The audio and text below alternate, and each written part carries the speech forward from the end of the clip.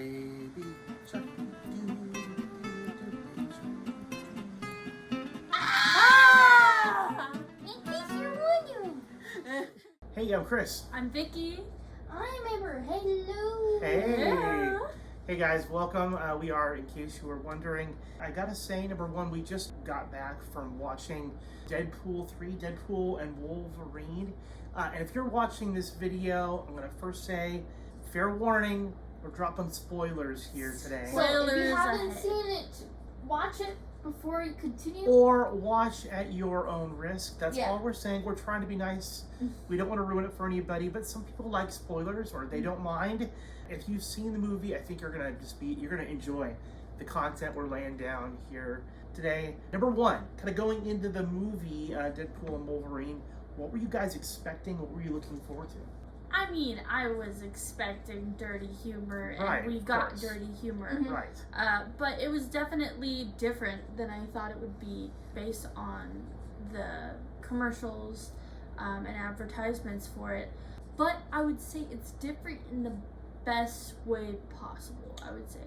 That's how I would describe it. I like that. Yeah, I think that you kind of go into a movie like this, kind of like, well, I've seen Deadpool 1, I've seen Deadpool 2, I understand the humor that Reynolds brings to the character, but I will agree with you. I think that they've taken what we've known about Deadpool and Reynolds, and they've just simply taken it about as far over the top as you possibly can, right? And I think they're doing the same thing with Hugh Jackman in this movie too. We think that we know his character as Wolverine, and they kind of take it a step further. Right. It's not just because, spoiler, this Wolverine is from a different universe. This character is going to act different than our Wolverine. I don't know. In this one, it feels like Hugh Jackman really stepped out of that zone of Wolverine into like a different. Well, because he kind of Category? had to. Because in that universe, he kind of was the one from Deadpool's universe. He was the good guy, the main guy from X-Men, to the head honcho that everybody wanted to be. So when it went from that to the one that Deadpool finds and brings back to his world to save it, it kind of was like he was good but he was bad at the same time, because he saved people, but then when the one time he went back, everybody wouldn't forgive him. Yeah. We definitely see this version of Wolverine had seen himself as not a hero. And while I think Wolverine has always been morally gray, you know, he's the character who's willing to kill people in order to, I think, ultimately do the right thing. Yeah. There's a lot of regret and the sadness that Wolverine had dealt with. This, I think, if you've seen the movie or if you're familiar at all with where the direction that the Marvel Cinematic Universe has been going, this idea of the multiverse, I think, is something that hopefully you're pretty familiar with. This idea that there's not just one universe or one world, but there's multiple variations of the same character, right? And we certainly see that here. Amber, what was sort of your take on that idea of the multiverse?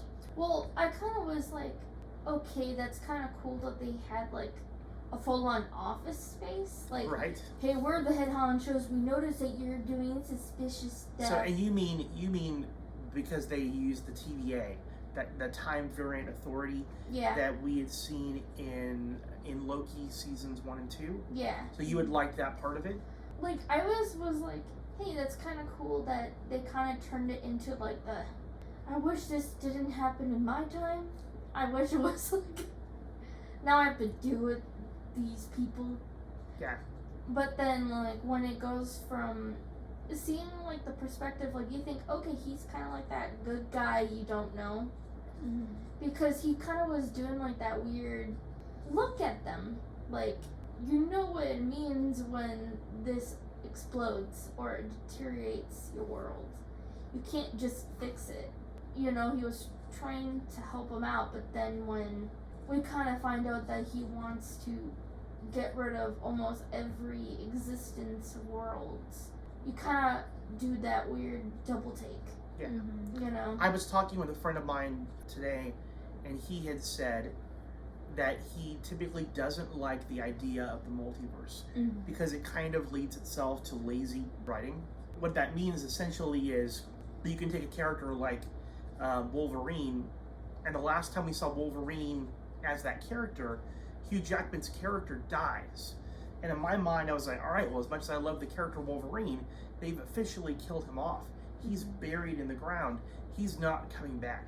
The multiverse allows them to pull characters from other universes who are still alive and then use them again. What do you think about that? For me personally, like, there is a gray space where, or it's a fine line between multiverse being good and multiverse being bad. When I think that this movie did play really well with that multiverse aspect, because it did kind of poke fun at how confusing it could be. Yeah. And how crazy it is that he could just go to random universes and pick up any Wolverine that he would like. The idea that Deadpool is a dime a dozen is quite funny to me. For me, I understand that storylines could be a little iffy when using the multiverse idea, but I really thought it was funny when this huge, like, corporation is placed in, like, a Times Square. I thought that was a funny joke, that the Time Corporation is located in the Times Square. Yeah. Okay, sorry, bad joke. I know. Bad idea. I know. I feel like the TVA, they're sort of like time Nazis. Yeah. And like a combination of time Nazis and pencil pushers, right? If time was controlled by nerds, that's kind of the way that I get it. I will say, as a huge Hugh Jackman Wolverine fan, and a fan of his all the way back to X-Men #1 in the movies, I was so glad to get him back. I never thought that I'd see him in the character. Definitely never thought that I would see him in the iconic yellow suit. And they even give us with the cowl over his head. This movie has no shortage of blood and gore and sex and all that kind of stuff, language. Amber, I know that you are usually the one who doesn't like that kind of stuff a lot. How did you feel about that, watching the movie? If I'm comparing past movies to this one, I'd rather watch the third one than the first one, because the first one had scenes in them, if I'm remembering correctly. But it's just that it wasn't like out there, like I don't know how to explain it. Like, I was okay with it, but it wasn't like going full on, like, let's say, like Game of Thrones. You know, it wasn't going like that at all. Yeah. It's not bad. Do you think that part of it is, like, Game of Thrones seems very realistic in this idea, whereas, you know, here in Deadpool, there is this almost sense that Deadpool realizes that he's in a movie, he's a character on screen. But that's the whole with joke. all that fourth wall breaking. Because, like, he does, like, you probably noticed that I'm in danger right now. Yeah. Watch this. And he does the full-on, like, throwing something. Case in point, the movie begins and you got Deadpool, played by Reynolds. He's basically doing a recreation of Bye Bye Bye. While he is, like, using the bones of Wolverine's adamantium skeleton to beat the crap out of the TVA. Yeah. The funny part is that in the theater, I saw, like, I was doing the Bye Bye Bye dance. Right. While it was I don't playing. wanna be fool. Bye bye bye. I was dancing and singing. I know. So, and it was a really funny moment, though, wasn't it? That here he's being really ridiculous about his movements and doing Bye Bye Bye, and at the same time, very gruesome fight scene, right? But then, like, I think a lot of people realize he knows how to dance. You know? I really just, for some reason, when I left that theater, my only thought was if ever the Wolverine from the universe that he picked up from, right, went, okay, you told me that I died in this universe, may I see the burial site? If that ever happened, or if that conversation He probably is like, I don't want to bring ever that happens, right, that he could bring him to this scene, but he'll be like, so your spine is over here, and your brain is over there, Right. and you your see claw all is these- somewhere in this guy's junk, and I think, I think it would be a funny, probably be like, you crazy sicko. So Like, there were a lot of like surprising cameos and Easter eggs.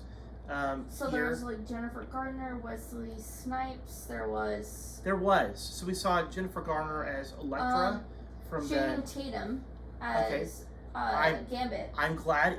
I mean, God, he didn't even get to be in a movie, but they still used him as a character. Kind of gave him his moment. And I'm with you. Wesley Snipes, I never thought that I'd see him as Blade again. yeah. And that was huge. It was cool to see. Even ones like Aaron Standford, who had played Pyro in the original X-Men movies, he was in there. We got cameos of, what was it, Mad Max, right? In the movie, which I honestly was kind of shocked. Right. There were references, like Easter eggs to Star Wars, 20th Century Fox. But we're not going to tell you everything. We want you to experience this movie yourself. Oh, when it that's, does. yes. True. But there were, Multiple. if you have any interest at all in cameos, if you watch any of the X-Men movies in the past, we'll definitely just let you know there are going to be a lot of great surprises that pop up here in the movie. Chris Evans. Yeah, Chris Evans. Yes. And the funny part is that Deadpool was doing he's about to say the lines. Oh my god, he's going to say the lines. And he does okay. Flame on! Right, I think and then everybody, he's like, Avengers! everybody had assumed that Chris Evans was playing the part of Captain America. And as we find out, Deadpool wants to be an Avenger. So finally he bumps into Chris Evans And and he assumes Chris Evans is Captain America, and instead, no, he's Johnny from the Fantastic Four. It would be like if we see Ryan Reynolds in a movie and we're like, oh my gosh, he's gonna play Deadpool, and then out pops like Right. green. So there are Lantern. just so many great cameos. I'd be remiss if we didn't talk about Daphne Keane. Daphne Keane, who had been in the last Logan movie, and she returns as a much more grown-up X-23. Mm-hmm. So just a lot of really, really great moments. I think it was great being there in the theater, seeing a lot of these things happen, cameos popping up, and people wearing certain costumes, and just hearing people like audibly clapping and cheering for those things. Or when the dog showed up. Okay, so That there are was- definitely some moments that stand out. So for you, Vicky, what was it? So I know the dog is ugly, okay? I was told at the end of the movie that I can't even say that the dog is cute in an ugly way because it was ugly. No, I think the dog is cute in an ugly way. it has its. You say that I don't mean it's ugly in a cute way, but I mean it's ugly in a cute way. So here's the thing. Here's the thing. I got flack at the movie theater from the people that we were watching it with that I couldn't even say that the dog was cute. I think it's cute. You no know who matter you the are. So you liked Dogpool, Yes. and you're gonna say it that you thought he was cute in an ugly way. I thought so. Deadpool is supposed to be this outlandish, morally gray, very funny, very out there character. I think Deadpool needs a dog with some spunk, right? Well, I Right. think it's because it's like, hey, it's like tan skin, like pale. It's a pale dog, and then it's like half naked. So it's kind of like, oh, he's just she's experiencing like what I deal with, like Yeah. but in a dog form. Right. I thought it was hilarious. And again, this idea of the multiverse, that much like, there being an alligator Loki, that there is a ugly dog version of Deadpool. I thought that was great. Other cameos or moments for you guys that stand out that you were like, yes? Well, there's like a part that I was kind of like, okay, I'm kind of shocked that it was in the movie was like Cassandra Nova. Okay. Professor X's twin sister that got taken to that place. So you're talking about the Void. Yeah. And we were introduced to the Void in the in Loki, the Loki show. I think it's season 1. Mm-hmm. So part of that we see here is that if you had seen Loki, then you were familiar with this sort of chaotic environment where both Wolverine and Deadpool show up. So I agree. I think there were a lot of really great moments in there, like when they fight the 100 Deadpools. Yeah. I thought that was a really cool. I'm just curious, moment. Who is the female Deadpool? Because it's kind of. So on my list here, it doesn't say who the female Deadpool is. I'm sure you could Google it, but since she never takes her mask off, it's probably just like a background person that's like, I wouldn't mind dressing up as. I joked that they just went to a random Comic-Con and was like, okay, here you go, because like a lot of Comic-Cons or cons, they do like gender bends. Yeah, like a lot of people, they take their own experiences, their own, creativity, and make that character their own.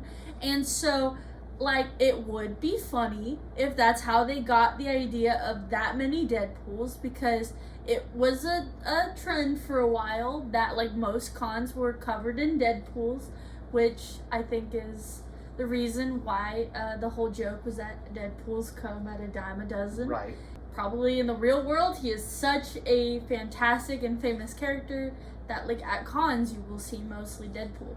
I think that's really cool because we got, like, old Western Deadpool, we got, like, a samurai Deadpool, we got, like, a baby Deadpool. I feel like if you've watched the Across the Spider-Verse or Into the Spider-Verse, it's that same idea. Just like there are multiple versions of Spider-Man, even ridiculous ones that are out there. Like Peter Porker. Yeah. For some reason, just stuck in my brain was just that one that was a skull. I was like, where did that the floating, one... Yeah, I was like, head. just like... That was weird. Where did that one come from? But, we did take pictures of it, so we'll probably post them somewhere in this area. Yeah, we'll definitely post include it those. Here or wherever. So, I feel like we're kind of wrapping things up. Hey, for you guys, if you're still watching, if you haven't done so, make sure to like and subscribe and leave us a comment. What was your favorite part of Deadpool and Wolverine? Make sure you go ahead and put that comment there for us. And for you guys here, how did you rate the movie? Let's say out of 100, what score would you give it out of 100? I would say A, grade A. So I asked you for a score out of 100, and you said A. Yes. Which is a huge grading curve. Because it's like there's some parts I would love to see a little bit more of, but then, like for a Deadpool movie with Wolverine and other side characters involved, it's really high up on the scale for me. Yeah. I think that this movie did not play it safe. They took a lot of risks that totally paid off. And if here's sort of like the regular ceiling for what we expect of a Marvel superhero movie, Deadpool just blows the roof off of it. Yeah. I will say for me, I score it, I'm going to give it a highly respectable 97 out of 100. Why? Because I feel like perfection doesn't exist, but 97 is pretty darn close. I would put it at like a 90. There were moments in there that I really love. I love this movie. I'd still watch the second one over it just a little bit because, to me personally, multiverse is a little iffy, but I still love it. I'd still watch it. I love Deadpool. I love Wolverine. So it will definitely be a comfort movie for me when it comes out on streaming platforms. There was just sometimes where it felt like some of the jokes were overkill. Just a little bit. But if it's not at least a little bit. But it wasn't bad. Just putting it out there, it wasn't bad. I just felt like there were some jokes that were overplayed, but it would be like one or two that I would. The soundtrack for the movie is really good. Oh yeah. So. Yeah. Grade A soundtrack. That all by itself is going to be worth listening to. But we're definitely going to get that record vinyl of it when it comes out. Mm-hmm. Absolutely. Hey, hopefully you guys have enjoyed Deadpool and Wolverine, and you've liked our spoilery review of that movie. We're definitely fans. I'm hoping to go and see it again here while I'm still off here for my summer break. Hey, last but not least, guys, thanks for helping us get to 95 subscribers. You guys are awesome. We are like kissing this close to being at 100. I want us to get over into that 100 realm. And we're planning a bonus video for you. We are. We've been planning it for a while. I promise when it drops, let's see, we'll play it at 100. And that's probably fair. Hey, as always, I'm Chris. I'm Vicky. And I'm Amber. Bye. Bye. Bye. Adios. In case you